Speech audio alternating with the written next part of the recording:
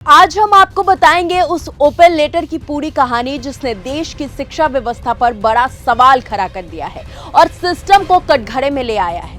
नमस्कार, आप देख रहे हैं न्यूज गंगा। मैं हूं आपके साथ अंकिता। क्या एक एग्जाम सिस्टम अब स्टूडेंट की जान पर भारी पड़ने लगा है?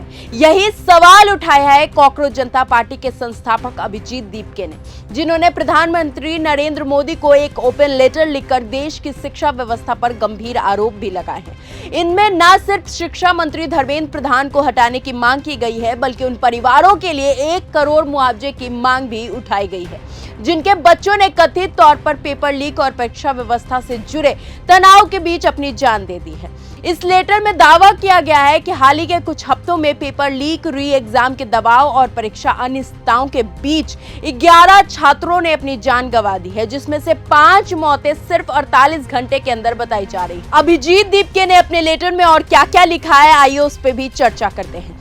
उन्होंने लिखा है, प्रिय प्रधानमंत्री नरेंद्र मोदी जी, मैं आज आपको भारी मन से ये पत्र लिख रहा हूँ ताकि आपका तत्काल ध्यान उस बढ़ते हुए संकट की ओर आकर्षित कर सकूं जो हमारे देश के भविष्य, हमारे युवा स्टूडेंट के जीवन और उनके मेंटल हेल्थ के लिए गंभीर खतरा बन चुका है। पिछले कुछ हफ्तों में हमने दुखद रूप से 11 यंग स्टूडेंट्स को खो दिया है। इनमें से 5 मौतें सिर्फ पिछले 48 घंटे के भीतर हुई है। री एग्जाम और परीक्षा के दबाव के कारण ये स्थिति लगातार गंभीर होती नजर आ रही है। मैंने पिछले 2 महीनों में कई पीड़ित परिवारों से मुलाकात की है जिन्होंने अपने बच्चों को खोने के बाद मानसिक और आर्थिक संकट झेला है। इन परिवारों ने बच्चों की शिक्षा के लिए एजुकेशन लोन लिया था, जिसके लिए सिस्टम फेलियर ने उनके सपनों को तोड़ दिया। हम मांग करते हैं कि पेपर लीक और सिस्टम फेलियर के कारण जान गंवाने वाले प्रत्येक परिवार को 1 करोड़ का मुआवजा दिया जाए। साथ ही कॉकरोच जनता पार्टी केंद्रीय शिक्षा मंत्री के इस्तीफे की मांग कर रही है और पूरे देश में प्रदर्शन कर रही है।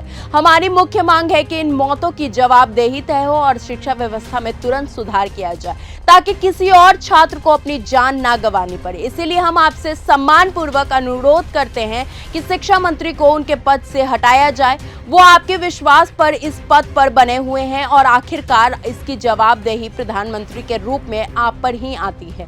अगर आप ये स्वीकार करते हैं कि शिक्षा मंत्री धर्मेंद्र प्रधान ने भारत की शिक्षा व्यवस्था को नुकसान पहुंचाया है और उन्हें बदलने के लिए निर्णायक कदम उठाते हैं, तो ये आपकी कमजोरी नहीं बल्कि आपकी ताकत का प्रमाण होगा। अब यहाँ सवाल ये उठता है कि क्या ये सिर्फ एक ओपन लेटर है या फिर सिस्टम के खिलाफ उठता है एक बड़ा आंदोलन, और क्या वाकई परीक्षा व्यवस्था छात्रों का भरोसा बचा पाएगी?